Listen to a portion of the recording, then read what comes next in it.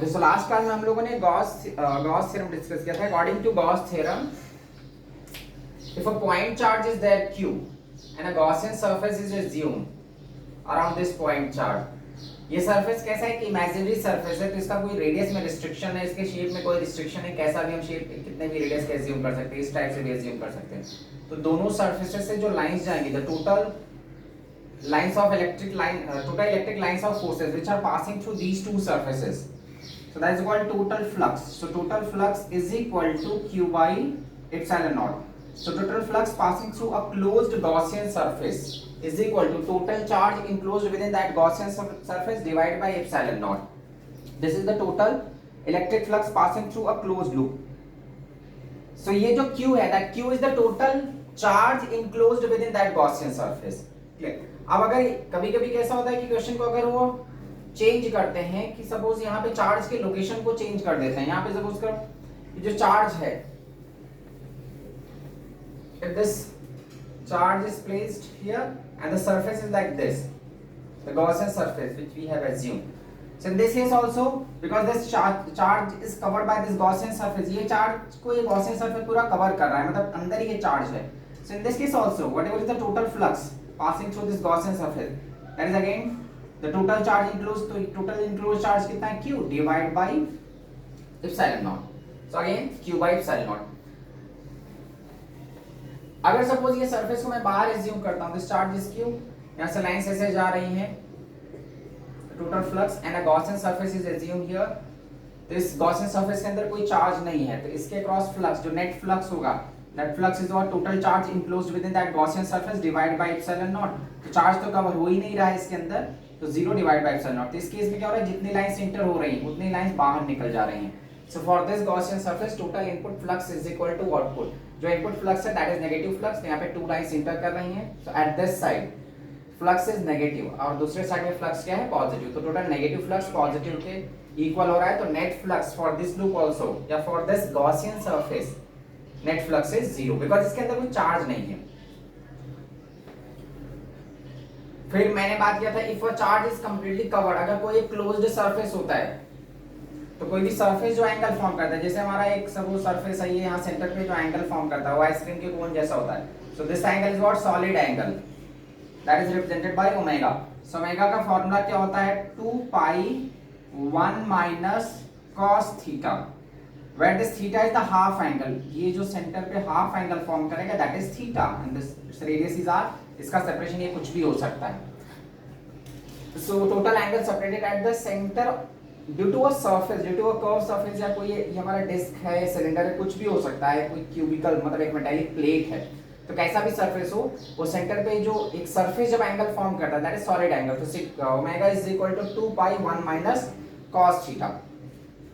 And if a complete surface is there, ये 2 pi 1 minus cos theta में theta is half angle, ये याद रखना. तो theta हमारा हाफ एंगल है. अगर पूरा का पूरा एक सरफेस क्लोज्ड है, वो किसी भी शेप का हो, सपोज एक हमारा स्फेरिकल सरफेस है, तो सेंटर पे कितना सॉलिड एंगल फॉर्म करता है, 4 पाई. अगर ऐसा क्यूबिकल सरफेस है, closed surface, here also sigma is equal to what, omega is equal to 4 pi.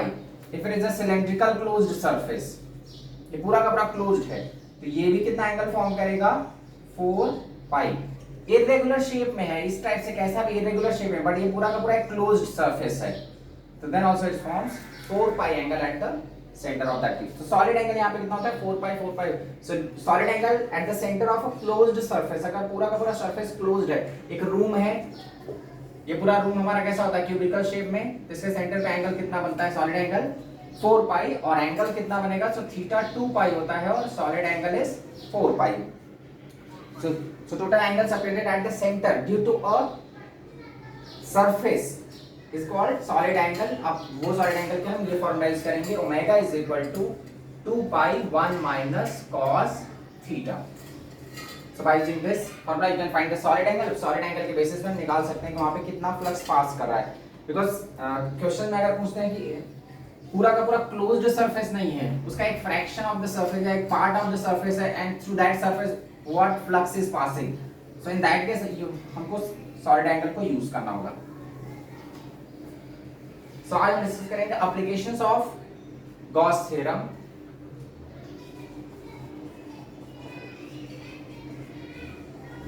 applications of Gauss theorem.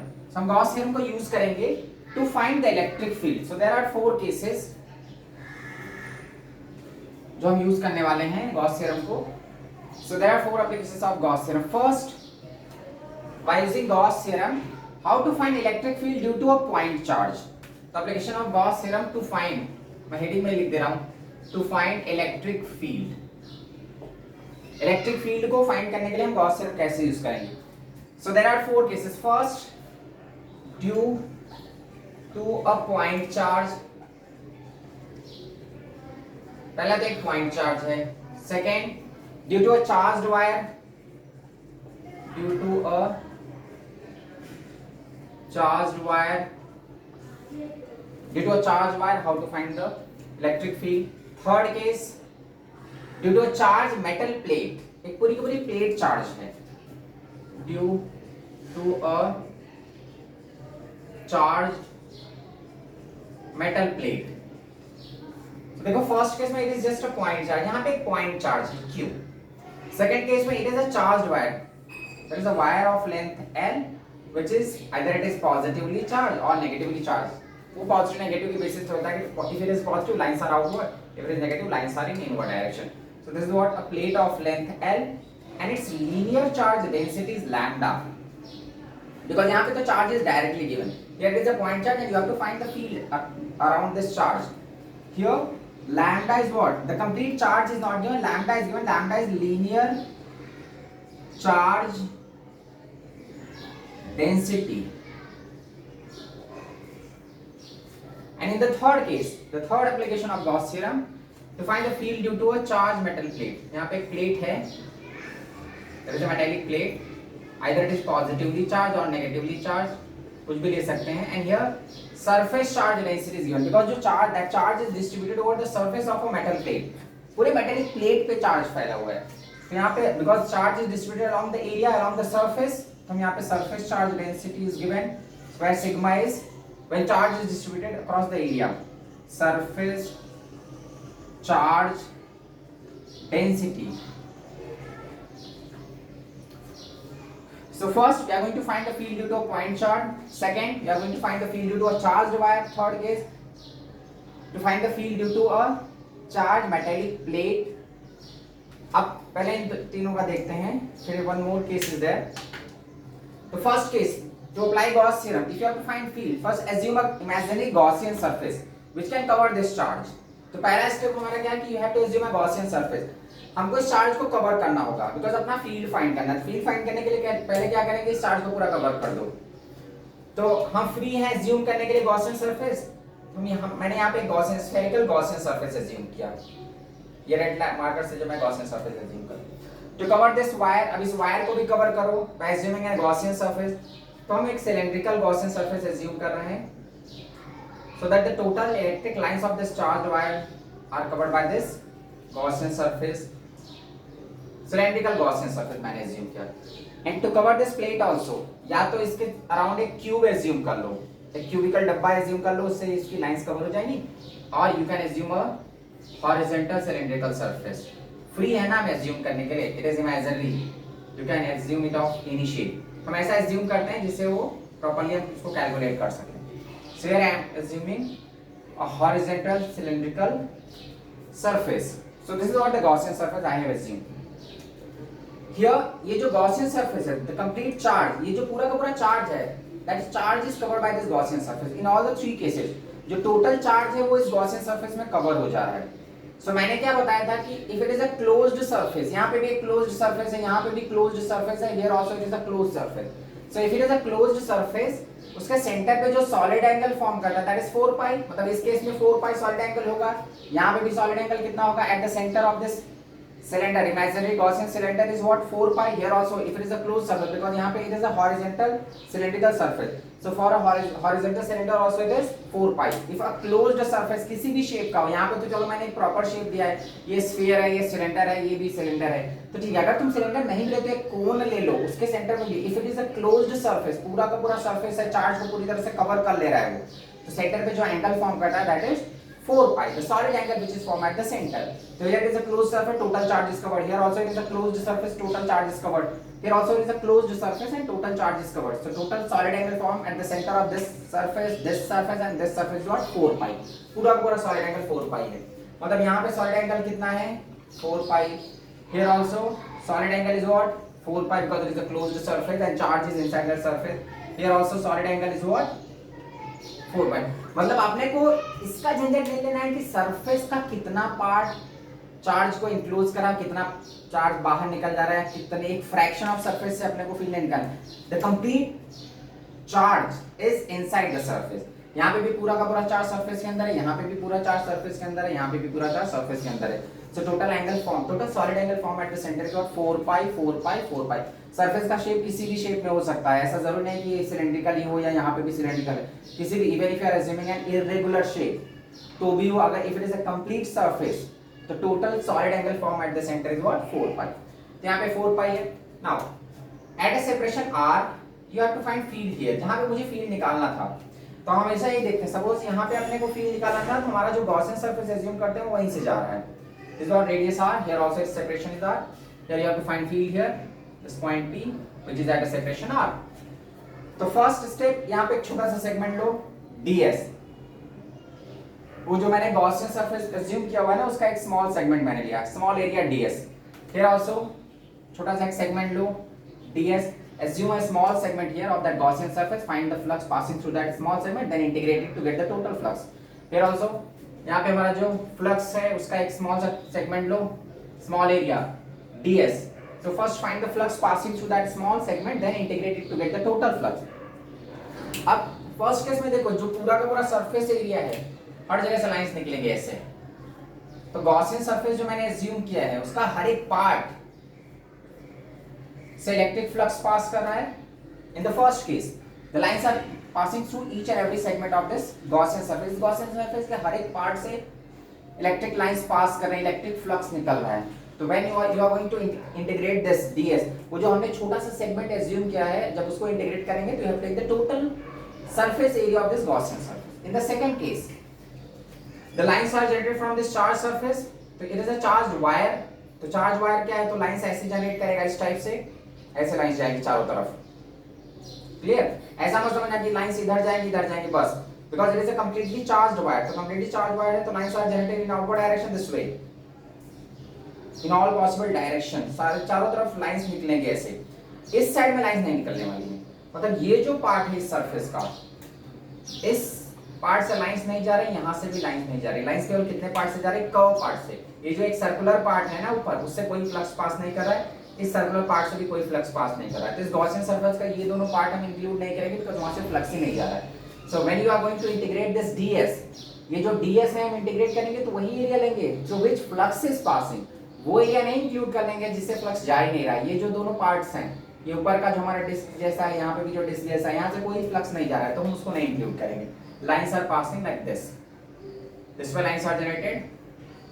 You just have to take the area of the Gaussian surface through which flux is passing. तो ऐसे यहाँ से lines जा रही हैं. ये two dimensional नहीं है, ये ध्यान देना. मैंने बोर्ड है तो बोर्ड में मैंने डायग्राम बनाया तो ऐसा लग रहा है कि लाइंस इधर गई, ऐसा नहीं. वो लाइंस चारों तरफ जा रही है इस दिस वे. क्लियर? दिख तो रहा है बोर्ड में कि लाइंस चलो ये साइड में निकल गई और ये साइड में निकल गई, तो ऐसा नहीं है. It is in cylindrical shape. ये पूरा का पूरा ऐसे चारों तरफ लाइंस जनरेट कर रहा है, लेकिन ये पार्ट से कोई लाइंस नहीं जा रही, यहाँ से भी कोई लाइंस नहीं जा रही. So you have to take the area of the Gaussian surface through which flux is passing. Now in the third case, again it is a metallic plate. तो metallic plate है तो उस plate से भी दोनों तरफ it is a positively charged plate. For positive charge lines are outward, तो ये lines generate करेगा this way. यहाँ से lines इसने generate कर दिया and this way also lines are generated. तब यहाँ पे देखो जो circular part है, I have assumed a cylindrical Gaussian surface, but उस cylindrical Gaussian surface का ये वाला part किसी काम का नहीं. बिकॉज़ उस कर्व पार्ट से फ्लक्स नहीं जा रहा है, इस कर्व पार्ट से भी फ्लक्स नहीं जा रहा है. Flux is passing through this part and this part. जैसे इसमें इधर से जा रहा था और इधर से जा रहा था, ये दोनों पार्ट एलिमिनेट हो गए थे, इससे कोई फ्लक्स ही नहीं जा रहा है. In the similar way if I have assume a horizontal cylindrical Gaussian surface, तो ये इसका डिस्क जैसा जो पार्ट है उस सिलेंडर का, through that disc, through that area flux is passing in outward direction and here also flux are passing in outward direction. लेकिन ये जो कर्व पार्ट है उससे कोई फ्लक्स नहीं जा रहा है. तो बिकॉज एरिया को अपने को देखना होगा ना कि when you are going to integrate this small segment, वो जो हमने छोटा सा सेगमेंट एज्यूम किया उसको इंटीग्रेट करेंगे तो ध्यान देना होगा कि जो गॉसियन सरफेस का वो एरिया जहां से फ्लक्स जा रहा है वही इंक्लूड करना है अपने को, वो एरिया नहीं लेना है जहां से फ्लक्स नहीं पास कर रहा है। So in the first case I have assumed a spherical Gaussian surface, हर एक जगह से फ्लक्स जा रहा है, तो जब मैं इसको इंटीग्रेट करूंगा तो I am going to take the total area. In the second case I have to cover a wire, I have assumed a cylindrical Gaussian surface, but only cover part of the cylindrical Gaussian surface से flux जा रहा है, ये जो हमारा circular part है ऊपर का उससे कोई फ्लक्स नहीं जा रहा है, इस पार्ट से भी कोई फ्लक्स नहीं पास कर रहा है। In the third case also I have assumed a horizontal cylindrical surface, यहाँ पे क्यूब जैसा भी assume कर सकते हो, तो क्यूब के जो जैसे मान लो यहाँ पे अगर एक क्यूब जैसा डब्बा एज्यूम कर लेते हो ना तो उसका जो एक्स एक्सिस वाला फेस होगा उससे ही फ्लक्स जाएगा, बाकी वाई और जेड वाले में से फ्लक्स नहीं निकलेगा, तो हम केवल एक्स वाले को इंक्लूड करेंगे। When you are integrating this, इसको जो स्मॉल सेगमेंट हमने चूज किया हुआ है उसको इंटीग्रेट करते हैं तो ये ध्यान देते हैं कि हम उतना एरिया लेंगे जिससे फ्लक्स जा रहा है, उस एरिया को नहीं इंक्लूड कर लेंगे जहां से फ्लक्स ही नहीं पास कर रहा है। तो चलो इन the first case the total charge here, यहाँ पे टोटल चार्ज कितना है Q, यहाँ पे टोटल चार्ज कितना आएगा, the total charge enclosed within this Gaussian surface। तो देख लो एक पॉइंट पे लैम्डा है, lambda is the linear charge density, एक पॉइंट पे लैम्डा चार्ज है तो टोटल L लेंथ में चार्ज कितना हो जाएगा lambda into L, because Gauss theorem में हम यूज करेंगे ना total flux is equal to a total charge by epsilon naught, तो पहले तो मैंने गॉसियन सरफेस अज्यूम कर लिया। Second the total charge, so in the first case total charge is Q, in the second case total charge what lambda into L, and in the third case if this plate is of area A, अब मैं area की बात क्यों कर रहा हूं, because surface charge density is given here, that charge is distributed across the area of the plate. तो अगर एक पॉइंट पे सिग्मा चार्ज है एंड मतलब यूनिट एरिया में सिग्मा चार्ज है and it's total area is A, जो total charge होगा सिग्मा इनटू A, एक पॉइंट पे सिग्मा चार्ज है, total area of the plate is what A, तो total charge of this metal plate is what sigma into A। तो इधर अगर इसका इस प्लेट का एरिया A है तो इस साइड का ये जो हमारा सर्कुलर पार्ट है उसमें हम केवल ए एरिया इंक्लूड करेंगे जहां से फ्लक्स पास कर रहा है, because for a metallic plate जो लाइंस निकलेंगी वो लाइंस एक दूसरे के पैरेलल होंगी दिस वे, तो जितना एरिया प्लेट का है उतना ही एरिया से यहां से फ्लक्स पास करेगा, उसके ऊपर नीचे कोई फ्लक्स नहीं। तो इधर का भी एरिया हम लेंगे और ये साइड का भी एरिया कितना होगा A through which flux is passing. अब now apply Gaussian Gauss theorem, so according to Gauss theorem बोलो क्या डाउट है।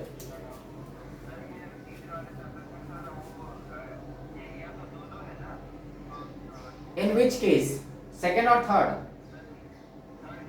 थर्ड केस में हाँ तो एरिया में 2A लूंगा ना, इसका मेटल प्लेट का एरिया A है, सो गॉसियन सरफेस में एरिया A इधर साइड का भी A है।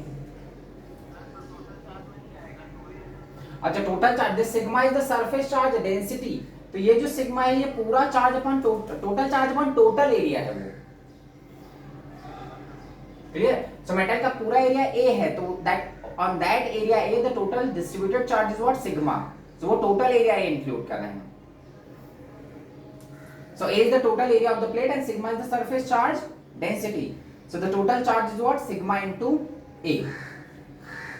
अब now you can apply Gauss theorem, so according to Gauss theorem हमारा theorem है integration of that electric flux is equal to, according to Gauss theorem electric flux is equal to total charge upon epsilon naught, this electric flux is what integration of E dot ds is equal to Q by epsilon naught, या E integration of ds is equal to what Q by epsilon naught, integration of this ds, ये जो छोटा सा segment हमने assume किया, if you are integrating this small segment you will get the total area of this sphere, so what is the total area of the sphere 4 pi r square, so what you can write here E into 4 pi r square is equal to Q by epsilon naught, बस इसी को simplify कर लो तो electric field is what Q upon 4 pi epsilon naught, Q upon 4 pi epsilon naught r square, ये वही expression है जो हम इलेक्ट्रोस्टैटिक में फाइंड करते थे, electric field due to point charge, so electric field due to point charge is what Q upon 4 pi epsilon naught r square, या इस 1 upon 4 pi epsilon naught r को you can write K electrostatic constant, तो electric field का formula क्या होता था KQ by r square, that is what the electric field due to a point charge, so E is equal to, this is K electrostatic constant 1 upon 4 pi epsilon naught Q by r square, electric field due to a point charge। now in the second case हमने एक cylindrical Gaussian surface assume किया तो Q is equal to lambda L, और फिर से apply करो Gauss theorem। हाँ तुम्हारे दिमाग में एक डाउट हो सकता है कि if you are taking E dot ds तो यहाँ पे मैं cos थीटा क्यों नहीं लिया, because dot if you are taking dot product of two vector तो PQ cos थीटा आता है, और theta is the angle between electric field and area. तो यहाँ पे जरा देखो, जिधर उसका फेस है, ये जो स्मॉल सेगमेंट मैंने एज्यूम किया हुआ है, उसका फेस ये साइड में है और इलेक्ट्रिक लाइन भी सेम डायरेक्शन में जा रही है, इससे जो इलेक्ट्रिक लाइन जनरेट हो रही है पॉइंट चार्ज से, so both are in the same direction. जैसे यहाँ पे एरिया का डायरेक्शन बदलेगा, इलेक्ट्रिक लाइंस का भी डायरेक्शन बदलते जा रहा है ना, दिस वे। ये देखो मेरा हाथ जो है, that is the small segment, blue line है वो इलेक्ट्रिक फील्ड शो कर रहा है, रेड लाइन शो कर रहा है एरिया का डायरेक्शन। एरिया का डायरेक्शन उधर होता है जिधर उसका फेस होता है। तो जैसे जैसे देखो फेस का डायरेक्शन चेंज हो रहा है, उसका स्फीयर का फेस बदल रहा है, तो इलेक्ट्रिक फील्ड भी तो बदल रहा है ना। तो इलेक्ट्रिक फील्ड का जो डायरेक्शन है, that is always in the direction of face या in the direction of area. So theta हर जगह कितना बन रहा है, 0 बन रहा है। इन द सिमिलर वे में इस सिलेंड्रिकल शेप में भी वही है। सिलेंड्रिकल शेप कैसा रहेगा, इस टाइप से। तो जैसे यहाँ पे देखो, जिधर उसका मुंह है, एरिया का मुंह जिधर है, उधर ही लाइंस भी निकल रही है ना। जैसे इसका मुंह घूमेगा, ऐसे घूमेगा, तो यहाँ पे इलेक्ट्रिक लाइंस ऐसे हैं, इस टाइप से। जैसे इसका सिलेंडर का एरिया का मुंह घूमेगा, टर्न करेगा, तो इलेक्ट्रिक लाइंस भी टर्न करते जाएंगे, because electric lines are generated in all possible direction, this way.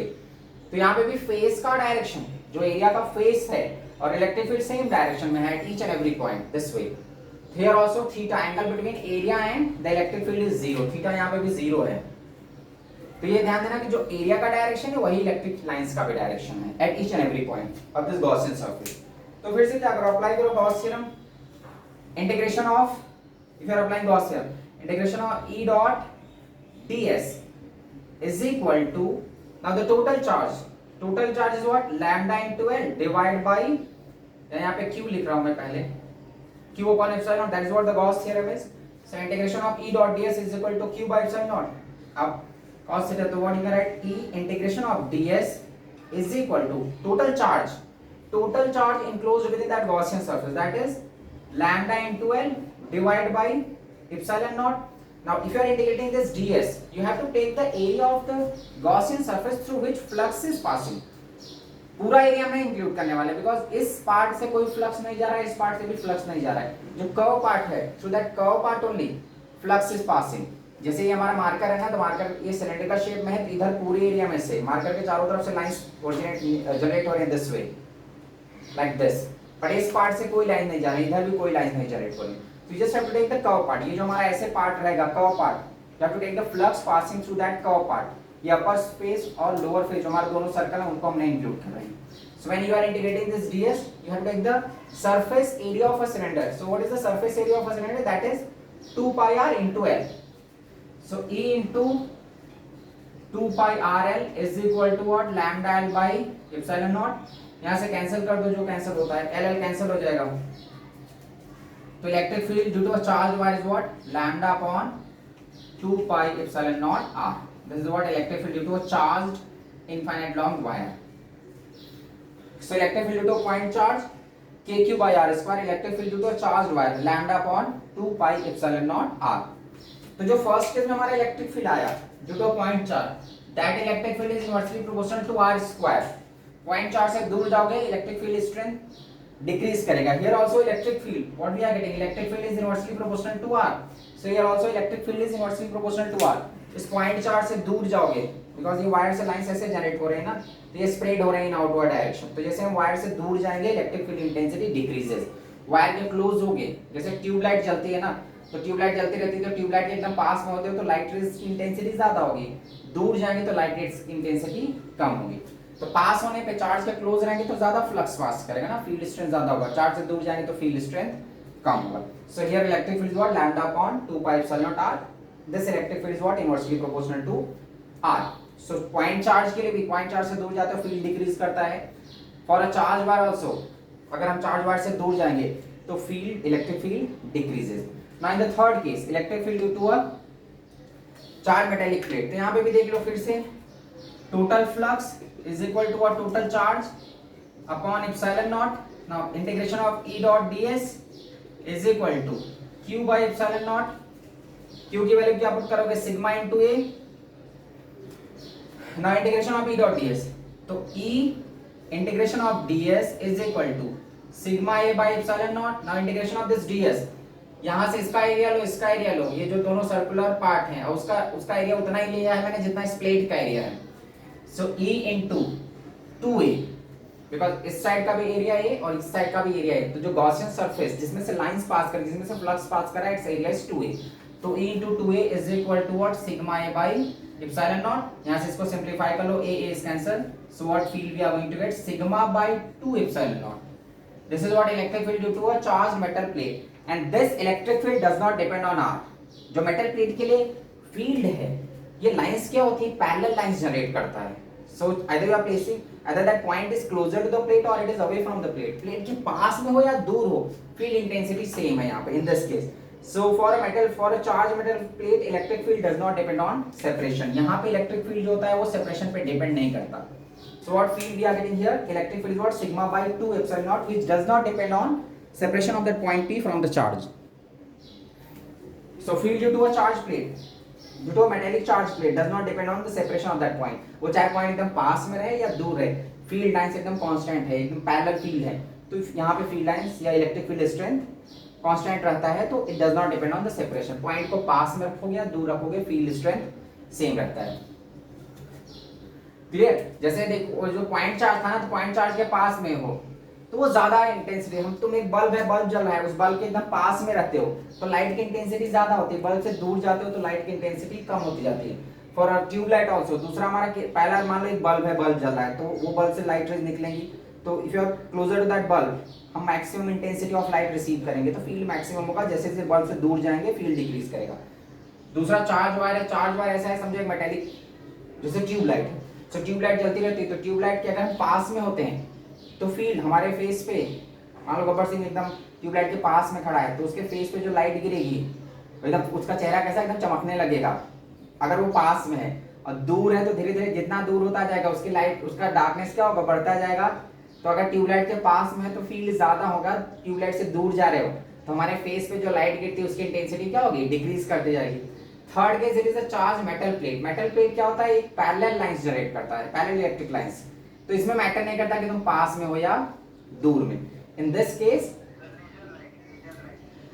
Laser light में भी कैसा, लेजर लाइट में पॉइंट रहते हैं तो वो सेंट्रलाइज रहती है. नॉर्मली लाइट सोर्सेज क्या होते हैं, ऐसा नहीं होते, तो वो लाइट वहां पे स्प्रेड ही होती है. लेजर लाइट में भी लॉन्ग दूर जाने पे धीरे धीरे इंटेंसिटी क्या होती है, डिक्रीज करती है. बहुत ज्यादा हाईली सेंट्रलाइज्ड है तो भी उसमें एक सेपरेशन के बाद घटते जाता है. ठीक है, ये समझो भगवान का आशीर्वाद है. तुम चाहे मंदिर के पास बैठे हो या मंदिर से दूर ना, मान लो खिसाया मंदिर के पास कटोरा लेके बैठा है, लेकिन उस केस में क्या होगा, भगवान का आशीर्वाद हर जगह एक ही रहता है. लास्ट केस हमारा fourth case, electric field due to irregular surface. Electric field due to irregular charge surface. अभी मैंने फोर्थ केस में इरेगुलर चार्ज सरफेस लिया, मतलब समझो एक ऐसा कोई मेटल है जो इरेगुलर शेप में है, दिस मेटल इज चार्ज्ड, उससे मान लो पॉजिटिव चार्ज है, and here also it's surface charge density sigma. Now if you are taking, अब इसको क्या है, ये हमारा खुद एक क्लोज्ड सरफेस है, तो इसी को मैं गॉसियन सरफेस एज्यूम कर ले रहा हूं, बिकॉज़ यहाँ पे इरेगुलर शेप का है ना, तो मुझे नहीं मालूम है कैसा उसका शेप है, it is of irregular shape, so the surface itself is a Gaussian surface. यहाँ पे क्या करो, एक छोटा सा टुकड़ा लो ds, clear, and it's again sigma is what, surface charge density, because the surface is of irregular shape. तो हमने जो surface था, because it is a closed surface, तो surface को ही मैंने Gaussian surface assume कर लिया. इसका जो total charge होगा, first find the total charge. So total charge is what, एक पॉइंट पे कितना है, first find the charge of this small segment, इस छोटे से टुकड़े में चार्ज कितना आएगा, sigma into ds. Total area कितना है मुझे नहीं मालूम, मैं इसको इंटीग्रेट कर दे रहा हूं. तो to find the total charge, first find the charge of this small segment. तो charge of this small segment is what, sigma into ds, and if you are integrating this for the closed, for the complete surface, you will get the total charge. So total charge what, integration of sigma into ds. Now you can apply the Gauss theorem. तो flux passing through this closed Gaussian surface is what, charge upon epsilon naught. Charge is what, integration of sigma into ds upon epsilon naught. Now flux is what, integration of E dot ds is equal to integration of sigma into ds divided by epsilon naught, या E integration of ds. You have to integrate this small segment का area. So E integration of ds is equal to integration of sigma ds upon epsilon naught. दोनों side से क्या cancel हो जाएगा, इस integration को मैं इसको एरिया को इंटीग्रेट करता हूं, सिग्मा को मैं बाहर रखता हूं, इंटीग्रेशन साइन अंदर ले जाता हूं, because that ds is variable, ds integrate होगा, सिग्मा तो कांस्टेंट है, सरफेस चार्ज डेंसिटी कांस्टेंट है थ्रू आउट द सरफेस। तो a integration of ds is equal to sigma integration of ds upon epsilon naught. दोनों side से क्या cancel हो जाएगा, इंटीग्रेशन ऑफ ds, ये कैंसिल कर दो। So what electric field you are going to get, sigma by epsilon naught. This is what electric field due to irregular charge surface. But point अपना इधर ही पास में है कहीं पे, मतलब मैंने उस सरफेस के एकदम क्लोज एक पॉइंट P लिया हुआ है, ठीक है। So this is what the point P, यहाँ से चाहो तो यहाँ पॉइंट P से गॉसियन सरफेस अज्यूम कर लो, कोई फर्क नहीं पड़ता, उसका टोटल एरिया वही रहेगा जो इस सरफेस का एरिया होगा। So E is equal to sigma by epsilon naught। इसका भी फील्ड क्या है, irregular charge surface के पास में जो फील्ड है that is sigma by epsilon naught, where sigma is surface charge density of that irregular charge surface। तो हमने 4 केसेस डिस्कस किया, field due to a point charge, field due to a charge wire, field due to a charge metal plate and field due to irregular charge surface. Irregular charge surface में जो Gaussian surface था उसको मैं एक particular surface मैंने assume नहीं किया कि स्फीयर है, सिलेंडर है, क्यूब है, क्या है, मैंने वो surface because it is a close surface, तो जैसा शेप ऑफ सरफेस था वैसा ही मैंने गॉसियन सरफेस अज्यूम कर लिया। Sigma because sigma is the surface charge density, so total charge what, integration of sigma into ds, because first find the charge of this small segment, so charge of this small segment is what, sigma into ds, to get the total charge just integrate this small charge, so integration of sigma into ds। now total flux, electric जो Gauss theorem क्या है, total flux is equal to total charge enclosed within that Gaussian surface divided by epsilon naught, total charge is what, integration of sigma into ds divided by epsilon naught। दोनों side से यहाँ पे देखो flux की value put करो, तो flux what, integration of E dot ds is equal to integration of sigma into ds, integration of ds दोनों side से कैंसिल हो जाएगा, तो what field we are going to get, E is equal to sigma by epsilon. This what electric field due to irregular charge surface.